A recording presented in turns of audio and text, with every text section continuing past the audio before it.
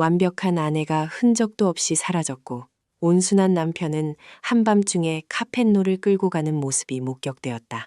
항상 시간을 지키고 매일 아침 어머니에게 전화를 걸었으며 사전 통보 없이는 절대 집을 떠나지 않던 한 여성이 왜 지갑, 휴대폰, 열쇠, 금팔찌까지 집 안에 그대로 두고 사라진 것일까?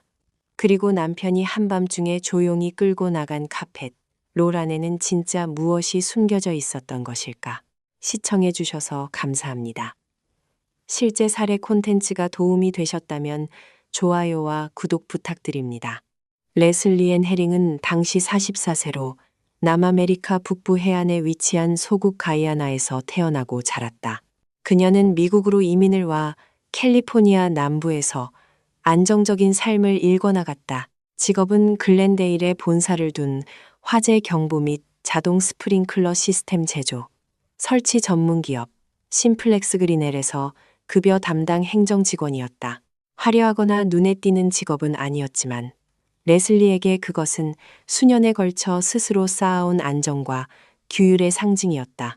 레슬리와 함께 일하던 동료들은 그녀를 매우 시간을 잘 지키고 책임감이 강한 사람으로 묘사했다. 심플렉스 그린엘에 근무하는 내내 레슬리는 단 한 번도 사전 통보 없이 결근한 적이 없었고 합당한 이유 없이 지각한 적도 없었다. 이는 고인의 이미지를 미화하기 위한 말이 아니라 인사 기록을 통해 확인할 수 있는 실제 사실이었다. 레슬리의 개인 생활은 두 가지 축을 중심으로 돌아갔다. 바로 가족과 생활 습관이었다. 매일 아침 그녀가 가장 먼저 하는 일은 어머니에게 전화해 함께 기도하는 것이었다. 그녀의 아파트는 언제나 깔끔하게 정돈되어 있었고 한 친구는 수사관에게 레슬리의 집은 사람이 실제로 사는 공간이라기보다 모델 하우스처럼 보인다고 말하기도 했다. 그녀는 지갑을 절대 바닥에 내려놓지 않았는데 이는 지갑이 바닥에 닿으면 돈이 나간다는 그녀가 믿는 민간 신앙 때문이었다. 사소한 디테일처럼 보이지만 이 사실은 훗날 재판에서 중요한 논거 중 하나가 되었다. 레슬리의 가장 친한 자매는 아샤 데이비스로 헐리우드 연예계에서 입지를 굳힌 미국 흑인 배우였다. 아샤는 프라이데이 나이트 라이츠와 그레이 아나토미 같은 인기 드라마에 출연한 바 있다. 두 자매는 거의 매일 연락을 주고받았다. 아샤는 언니의 생활 일정과 계획을 잘 알고 있었고 레슬리 역시 사전 통보 없이는 절대 어디에도 가지 않았다. 결혼에 관해서 말하자면 레슬리는 1990년대 말 라일 스탠퍼드 해링 시니어와 결혼했다. 두 사람은 편의점에서 우연히 만나 약 1년간 교제한 끝에 커플이 되었다. 레슬리보다 12살 연상인 라일 해링은 당시 캘리포니아 주립대학교 노스리지 캠퍼스 약칭 시순에서 입학 상담 담당자로 재직 중이었다. 그는 이 직장에 13년 넘게 몸담았으며 동료들로부터 침착하고 전문적이라는 평가를 받았다. 외부에서 보면 레슬리와 라일의 결혼 생활은 안정적으로 보였다. 두 사람은 할리우드 힐스 중심부 근처의 조용한 주거 지역인 노스 카우엔가 블루바드 2700번지 블록에 위치한 고급 아파트에 살았다. 건물에는 보안 요원과 CCTV가 갖춰져 있었다. 이웃들은 이들을 꽤 조용한 부부로 묘사했지만 가끔 코디네이트된 색상의 커플룩을 입고 함께 다니는 모습이 목격되기도 했다. 그러나 그 평온해 보이는 외면 뒤에서 수사관들은 나중에 잠재된 재정적 긴장을 발견하게 된다. 레슬리는 가계 지출을 꼼꼼하게 관리하는 사람이었던 반면 라일에게는 공개되지 않은 부채가 있었다. 돈에 대한 시각 차이는 점차 해결되지 못한 갈등의 원인이 되었고 작은 다툼들이 쌓여 외부에서는 아무도 볼 수 없었던 관계의 균열을 만들어냈다. 2009년 2월 8일은 일요일이었으며 미국에서 가장 기다려지는 스포츠 이벤트 중 하나인 슈퍼볼 결승전이 열리는 날이기도 했다. 레슬리와 라일은 그날 아침 지인 모임의 미식 축구 시청 파티에 참석했다. 파티에 참석한 이들에 따르면 특별한 일은 없었다. 두 부부는 평소와 다름없어 보였고 다툼이나 노골적인 긴장의 기색은 없었다. 파티가 끝난 후 두 사람은 함께 카우엔가의 아파트로 돌아갔다. 그것이 라이를 제외한 누군가가 레슬리 헤링의 살아있는 모습을 본 마지막 순간이었다. 월요일 아침인 2월 9일, 레슬리는 사무실에 출근하지 않았다. 이 자체만으로도 이상한 일이었지만 가끔 사람들은 연락 없이 병가를 낼 수도 있기 때문에 관리자는 잠시 기다렸다. 그러나 화요일인 2월 10일 아침이 되어도 레슬리는 나타나지 않았고 연락도 없었다. 문자 메시지도 전화도 이메일도 없었다. 완벽한 성실함으로 알려진 직원에게서 이는 논리적으로 도저히 납득할 수 없는 일이었다. 관리자는 즉시 가족에게 연락했다. 아샤 데이비스가 언니 회사로부터 전화를 받았을 때 불안한 기운이 등줄기를 타고 흘렀다. 그녀는 즉시 레슬리의 휴대폰으로 전화를 걸었다. 통화는 바로 음성 사서함으로 넘어갔다.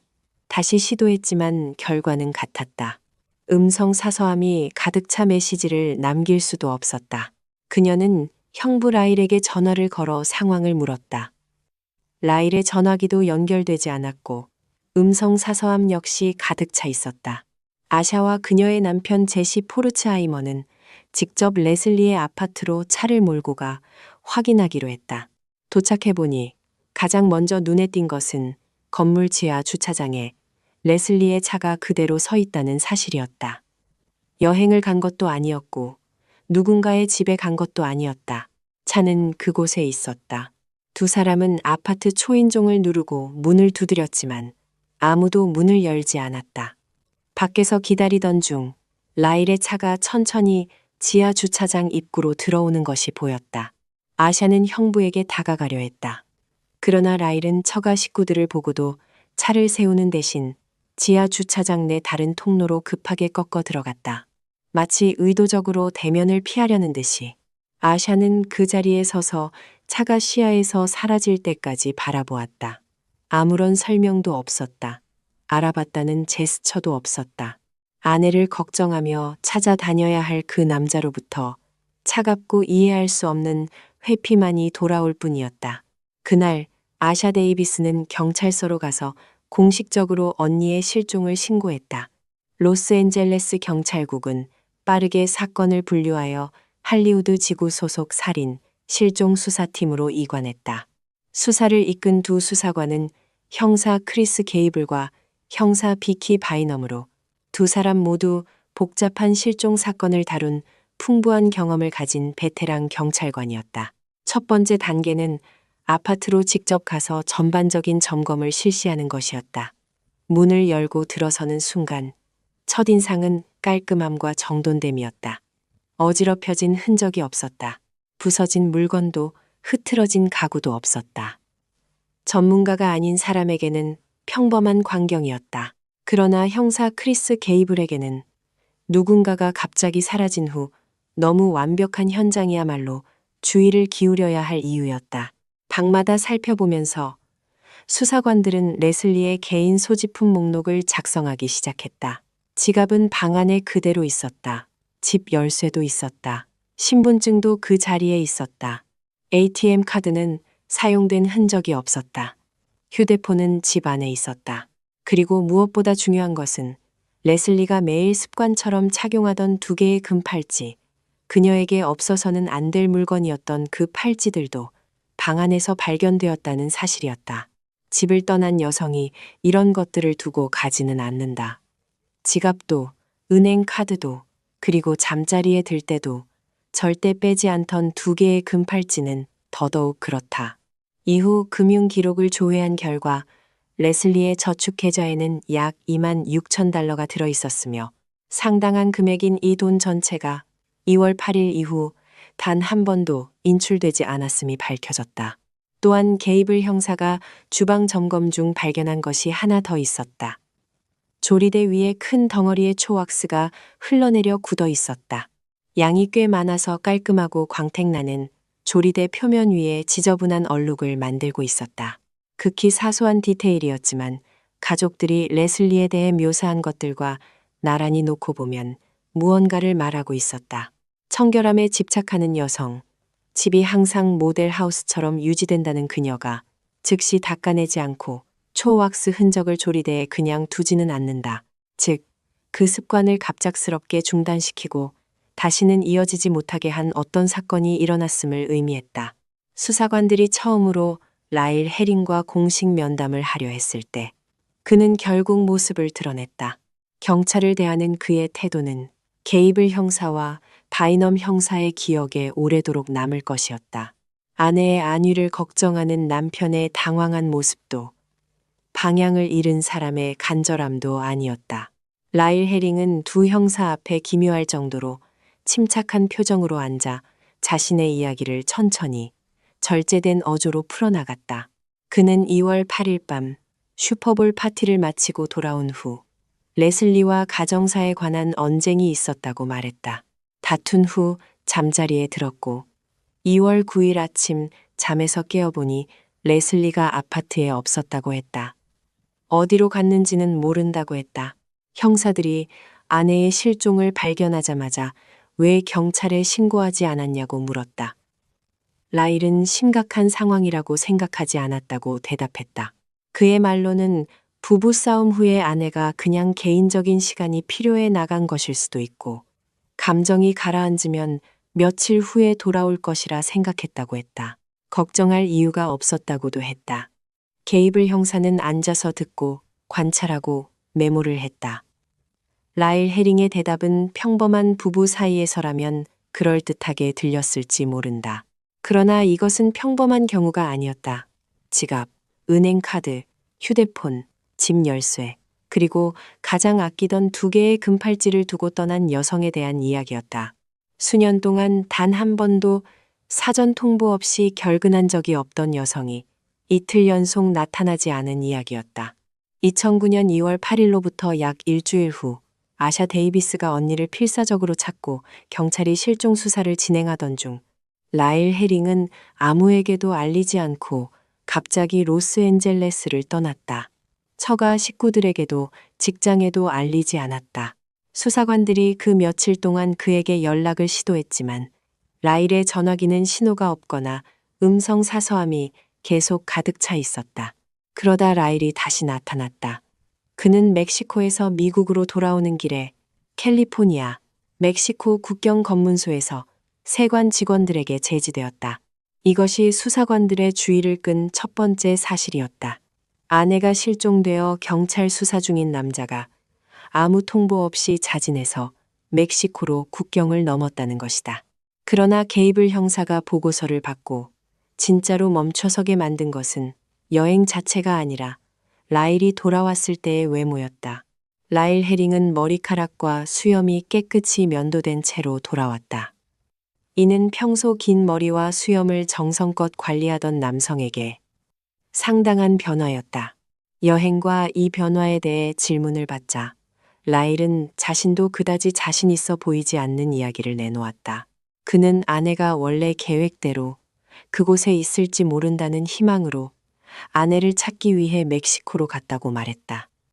머리카락과 수염이 면도된 것에 대해서는 멕시코의 범죄 조직에 빚이 있었는데 그들이 자신을 붙잡아 부채 독촉이나 처벌의 방식으로 머리와 수염을 밀어버렸다고 설명했다. LAPD 갱단 수사팀에서 수년간 근무한 경험이 있는 게이블 형사는 그 이야기를 듣고 이후 한 인터뷰에서 간결하게 말했다. 갱단 수사팀에서 일하는 내내 범죄 조직이 채무자를 처벌하는 방식으로 머리와 수염을 미는 사례는 단 한 번도 들어본 적이 없다고. 그것은 그가 아는 범죄 세계에서 전례가 없는 방식이라고.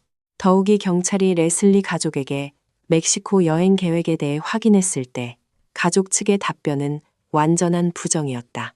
레슬리와 가장 가깝게 지내던 사람들 중 그 여행에 대해 알고 있는 사람은 아무도 없었다.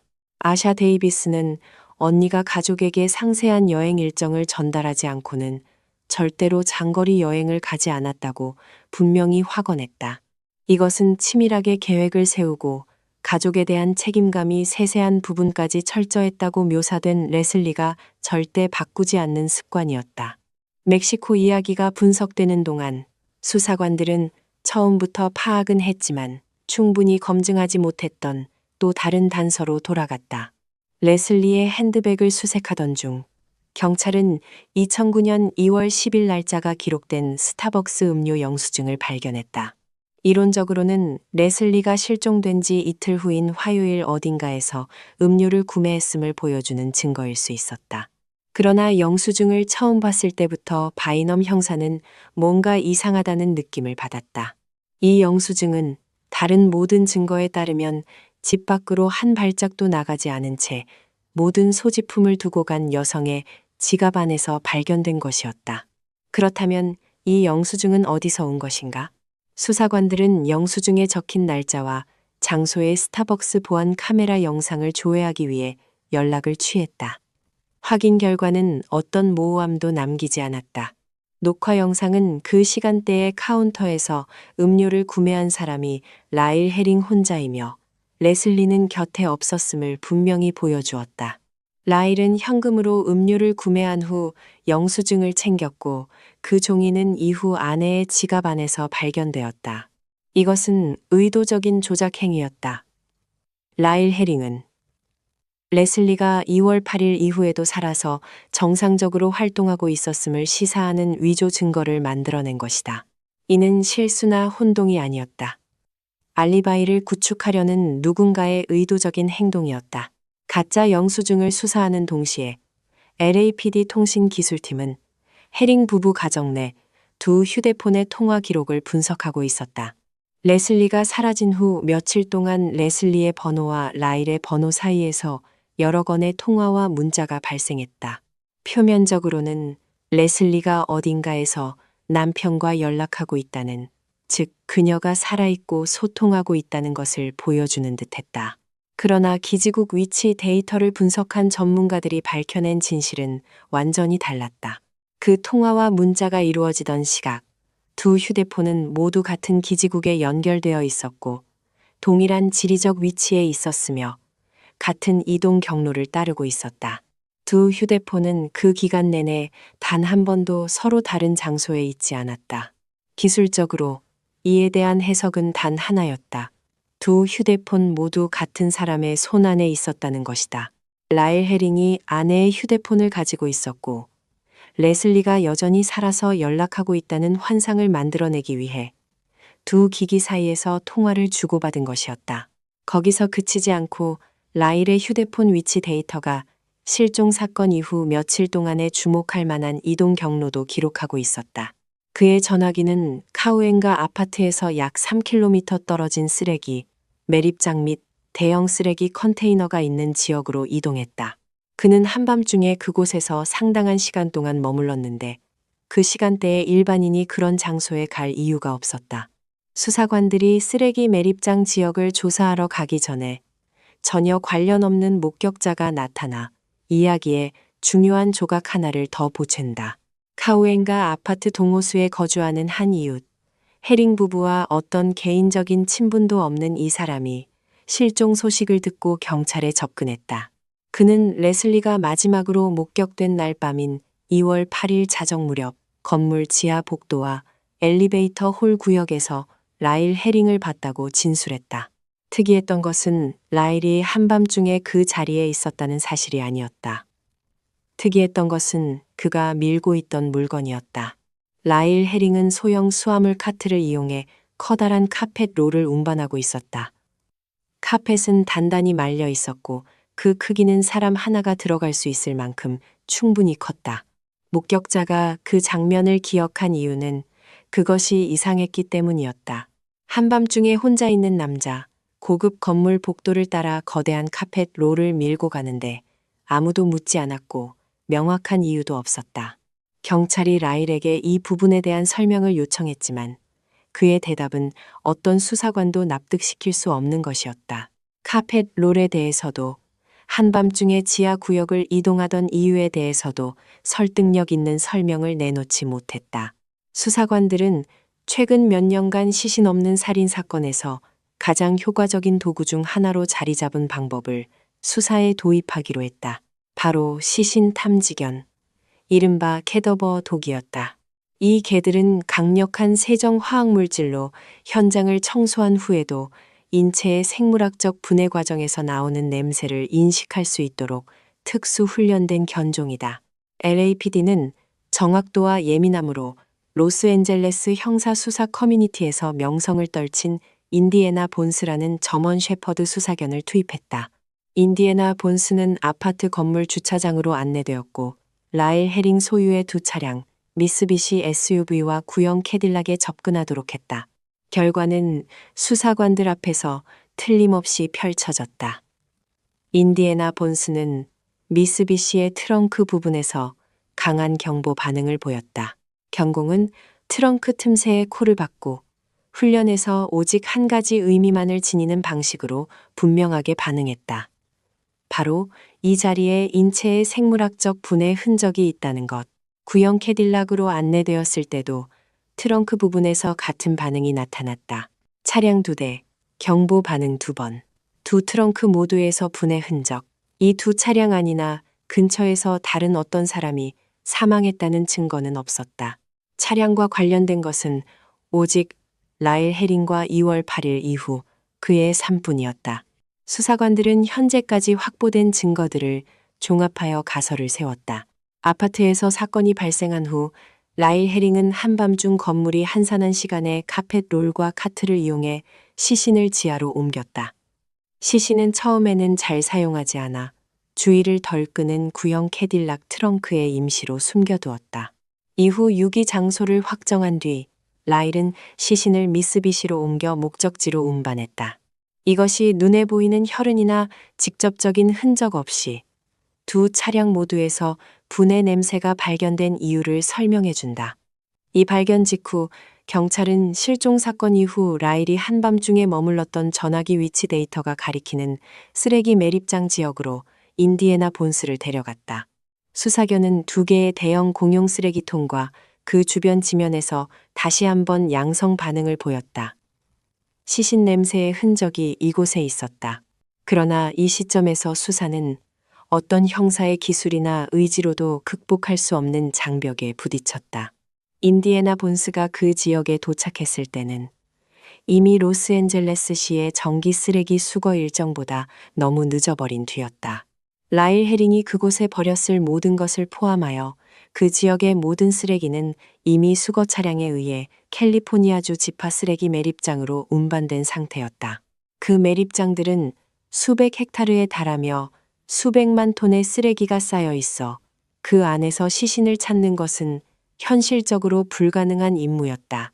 레슬리 헤링은 완전히 사라졌다. 비유적인 의미에서가 아니라 가능한 한 가장 문자 그대로의 의미에서 기술팀이 휴대폰과 차량을 분석하는 동안 라일 헤링의 가족 중 한 명으로부터 전혀 다른 정보 출처가 나타났다. 말콤이라는 이름의 친척이 LAPD가 실종에 관한 정보 제공을 촉구하던 2009년 3월 기자회견을 본 후 자발적으로 경찰에 연락해왔다. 말콤이 나서기로 결심한 이유는 그 기자회견에서 라일 헤링이 단상에 서서 아내를 찾는데 도움을 달라고 대중에게 간청하는 척하는 모습을 봤기 때문이었다. 그러면서 정작 그 자신은 진실을 알고 있었다. 말콤은 경찰에게 레슬리가 실종된 지 이틀 후쯤 라일이 극도로 당황하고 망연자실한 상태에서 전화를 걸어왔다고 진술했다. 그 통화에서 라일은 자신이 레슬리에게 상처를 입혔으며 그녀에게 한 일로 인해 영원히 고통받게 될 것이라고 말했다. 말콤은 또한 실종 직후 라일의 아파트를 방문했을 때 화장실에 들어가려 하자 라일이 아무 이유도 되지 않고 거의 공격적으로 막았다고도 진술했다. 이 디테일은 형사들이 아파트를 수색하면서 발견한 또 다른 사실과 맞닿아 있었다. 욕실에는 대량의 수건이 비정상적인 방식으로 쌓여 있었는데 마치 무언가를 닦거나 덮는 데 사용된 것처럼 보였다. 욕실 구역은 수사 이론에서 중요한 포인트로 떠올랐다. 이곳이 처음 폭력이 발생한 장소일 수 있으며 이후 라일이 다음 단계를 실행하기 전에 수건으로 청소가 이루어졌을 가능성이 있다는 것이었다.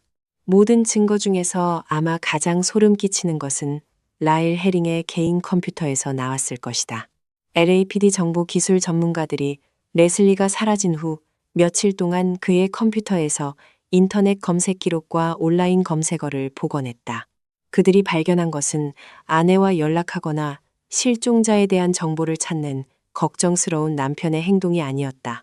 대신 라일 헤링이 그 며칠 동안 검색창에 입력했던 검색어들은 다음과 같았다.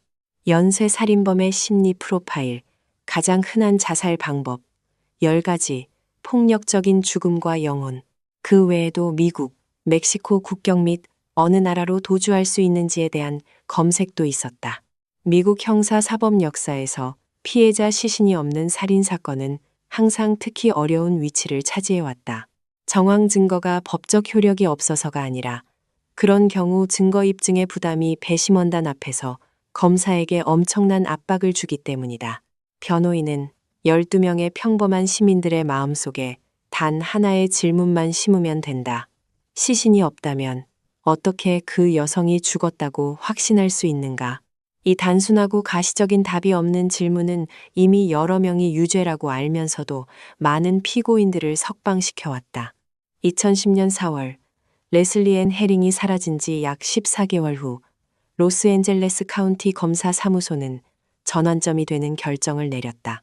그들은 1년 이상의 수사에서 LAPD 수사팀이 축적한 정황 증거 체계만을 바탕으로 라일 스탠퍼드 헤링 시니어를 2급 살인 혐의로 기소하기로 했다. 2010년 4월 29일 형사들은 평소 업무 시간에 캘리포니아 주립대학교 노스리지를 찾았다. 라일 스탠퍼드 헤링 시니어는 동료들이 지켜보는 가운데 입학 상담 사무실에 앉아 있다가 수갑이 채워진 채 끌려나갔다. 그는 어디 있는지 모른다고 주장했던 아내의 죽음에 대해 공식 기소되었다. 현장에 있던 형사들의 묘사에 따르면 체포 당시 라일의 반응은 억울한 사람들에게서 흔히 볼 수 있는 분노나 당황함이 아니었다. 그는 즉각적인 해명을 요구하지도 억울함을 호소하지도 않았다. 레슬리가 실종된 직후 있었던 첫 번째 면담에서 보여줬던 것과 같은 읽기 어려운 침착한 표정으로 가만히 앉아 수갑이 채워지도록 내버려 두었다. 체포일로부터 공식 재판이 시작되기까지 거의 3년이 흘렀다. 그 기간 동안 라일 헤링은 무죄 주장을 고수했고 변호인단은 검찰 측의 가장 큰 약점인 시신의 완전한 부재를 토대로 방어 전략을 준비하고 있었다. 라일 헤링 재판은 로널드 코엔 판사의 주재하에 2013년 초 로스앤젤레스 상급 법원에서 공식 개시되었다. 이 재판은 미디어의 상당한 주목을 받았는데 부분적으로는 피해자 가족 자격으로 아샤 데이비스가 출석했기 때문이고 또 부분적으로는 시신 없는 사건이라는 재판의 특수한 법적 성격 때문이기도 했다. 재판 모두 진술에서 부검사 팍 쿠치는 이후 많은 미디어에서 인용한 한마디로 배심원단에게 직접적으로 쟁점을 제시했다. 이것은 냉혹하고 계산된 살인으로 끝난 결혼에 관한 사건이며 이후 모든 흔적을 지우려는 체계적인 시도가 있었다는 것이었다. 쿠치 검사는 검찰에 제출할 시신이 없다고 배심원단에게 알리면서도 라일 헤링이 아내를 살해했다는 것 외에 다른 합리적인 설명이 없을 만큼 촘촘한 증거의 연쇄가 있다고 했다. 변호인 측은 처음부터 단순한 토대 위에 방어 논리를 세웠다. 시신이 없다는 것은 죽음의 증거가 없다는 것이고 죽음의 증거가 없다는 것은 살인을 증명할 수 없다는 것이었다. 변호인은 레슬리 헤링이 어딘가에서 살아있을 수도 있고 이 여성은 아무에게도 알리지 않고 옛 삶을 떠나 새로 시작할 권리가 있다고 강조했다. 그들은 수사견 증거의 신뢰도와 의뢰인의 행동 해석에서 주관성에 대해서도 의문을 제기했다. 재판정에서 처음으로 강한 인상을 남긴 증인은 레슬리의 어머니였다.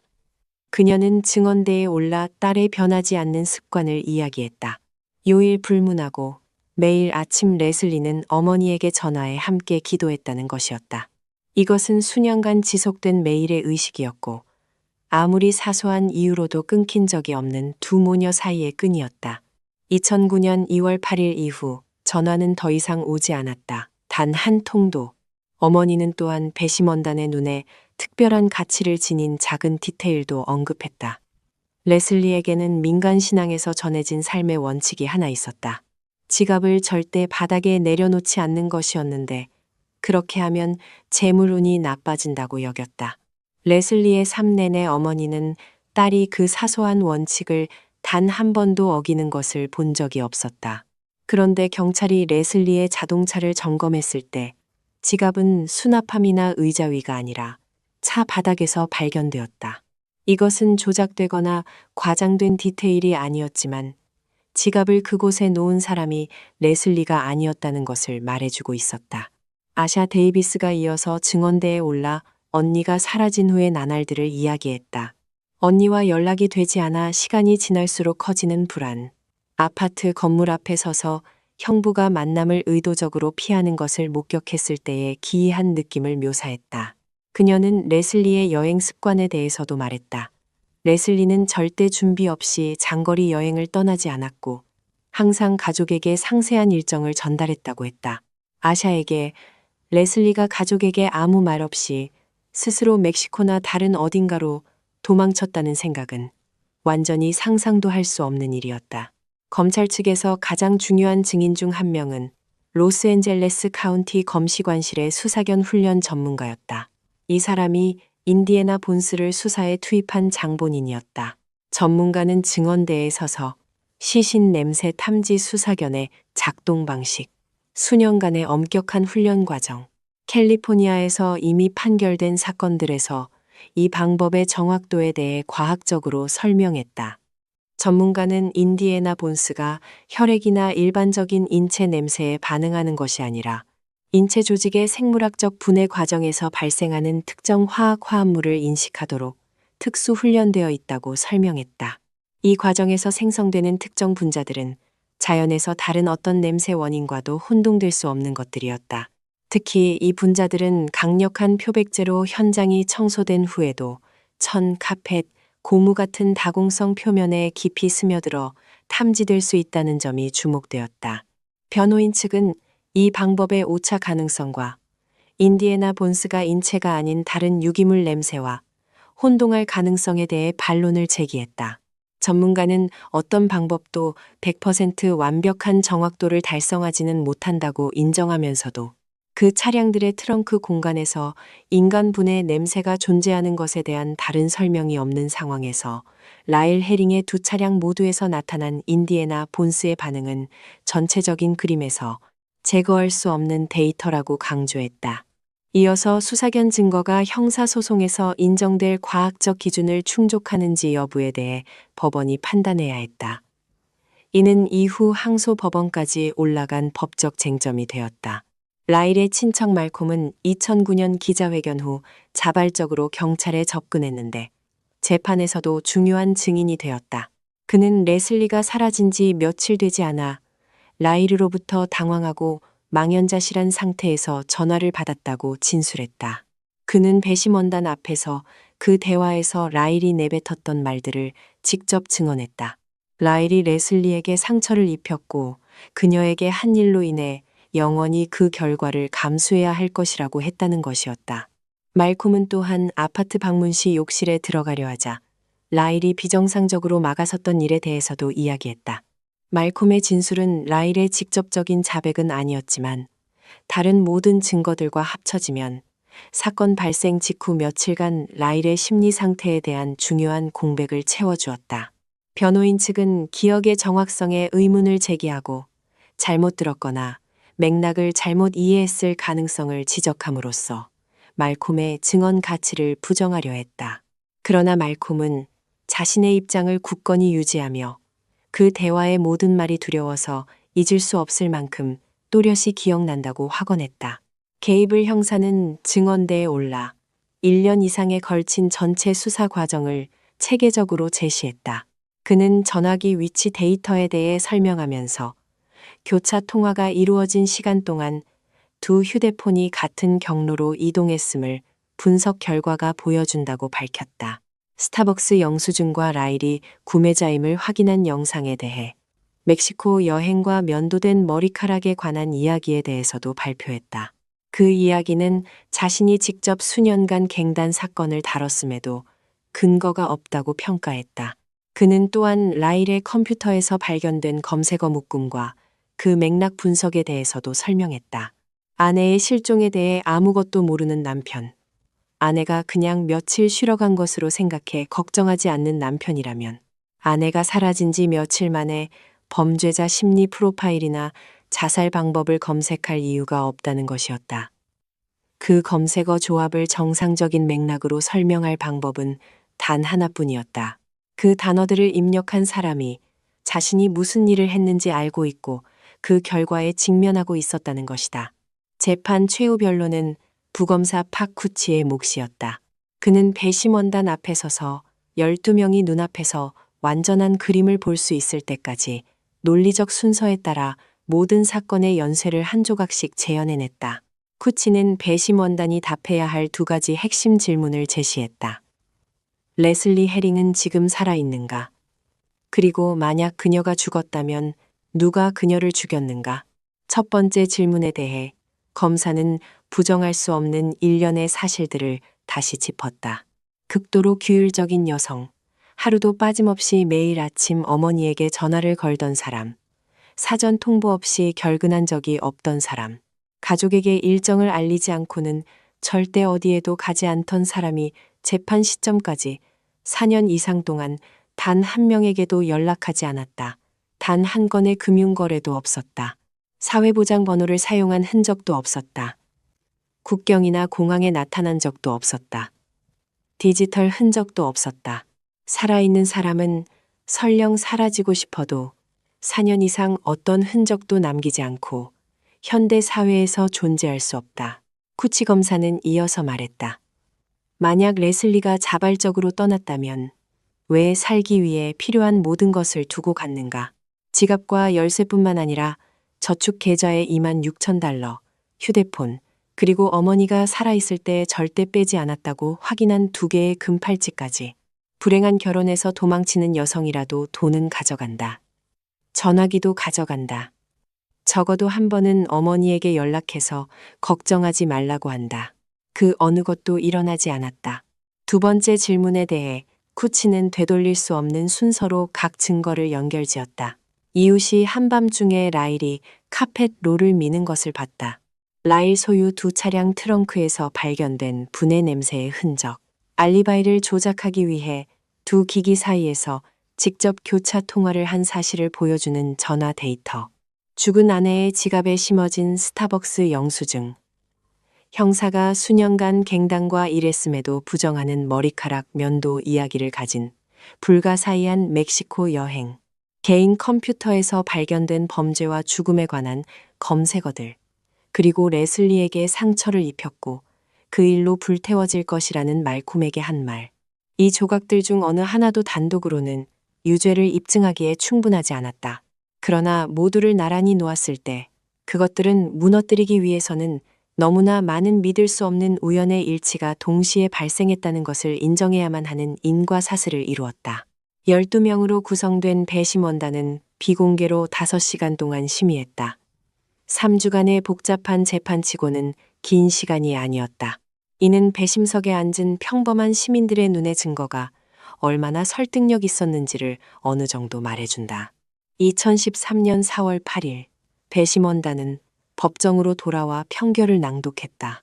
라일 스탠퍼드 헤링 시니어는 아내 레슬리 앤 헤링의 사망에 대해 2급 살인죄를 저질렀다. 법정에 있던 사람들의 묘사에 따르면 라일은 평결이 선고되는 동안 감정을 드러내지 않았다. 창백해지지도 무너지지도 이의를 제기하지도 않았다. 그는 조용히 앉아 정면을 바라보며 읽을 수 없는 표정을 유지했다. 4년 전 첫 번째 신문에서 보여줬던 것과 그리고 재판 내내 보여준 것과 똑같은 태도였다. 피고인의 침착함과 대조적으로 피해자 가족 쪽은 감정이 터져나왔다. 아샤 데이비스와 레슬리의 친지들은 법정에서 서로 끌어안고 눈물을 흘렸다. 이것은 승리나 통쾌함의 눈물이 아니었다. 4년 이상 희망과 절망 사이 공중에 떠 있는 상태로 살아온 사람들의 눈물이었으며 이제 적어도 어느 부분은 해답을 얻었지만 가장 큰 질문은 여전히 남아 있었다. 레슬리는 어디에 있는가? 2013년 6월 7일 로스앤젤레스 상급 법원 판사가 형량에 관한 판결을 선고했다. 라일 스탠퍼드 헤링 시니어는 15년에서 종신형을 선고받았다. 판사는 선고 발언에서 이 사건의 정황 증거 체계를 압도적이라고 묘사했다. 이것은 몇 가지 의심스러운 디테일이 억지로 짜맞춰진 경우가 아니었다. 이것은 단 하나의 결론으로 이어지는 논리적으로 촘촘하게 연결된 사슬이었다. 라일 헤링은 2013년 9월 캘리포니아주 테아차피 소재 주립 교도소로 이송되었다. 그곳에서 그는 시신 탐지 수사견 증거가 형사소송에서 인정되기 위한 과학적 기준을 충족하지 못하며 그것이 배심원단에게 제시된 것이 재판 결과에 불공정한 영향을 미쳤다고 주장하며 항소를 통해 법적 절차를 계속했다. 2015년 캘리포니아 2구역 항소법원의 세 판사로 구성된 패널이 전체 기록을 검토하고 항소를 기각했다. 항소 패널은 표준 절차에 따라 훈련되고 운영된 수사견의 증거는 유효한 법적 가치가 있으며 수사견 요소를 제외하더라도 이 사건의 전체 증거는 유죄 판결을 유지하기에 충분히 강력하다고 결론지었다. 판결은 유지되었다. 레슬리 헤링의 가족, 특히 아샤 데이비스가 앞으로도 안고 살아가야 할 질문은 라일이 죄를 저질렀는가가 아니다. 법원이 그 질문에 이미 답을 했다. 남은 질문, 아마도 영원히 답을 얻지 못할 질문은 레슬리가 어디에 있는가이다. 재판 내내, 그리고 오늘날까지 라일 스탠퍼드 헤링 시니어는 아내의 시신을 어디에 유기했는지 단 한 번도 밝히지 않았다. 경찰에게도 이야기하지 않았다. 변호사에게도, 가족에게도. 유죄 판결을 받고 범죄 사실이 확정된 후 법적으로 잃을 것이 없음에도 불구하고 이 침묵은 단호하고 냉정하게 유지되고 있다.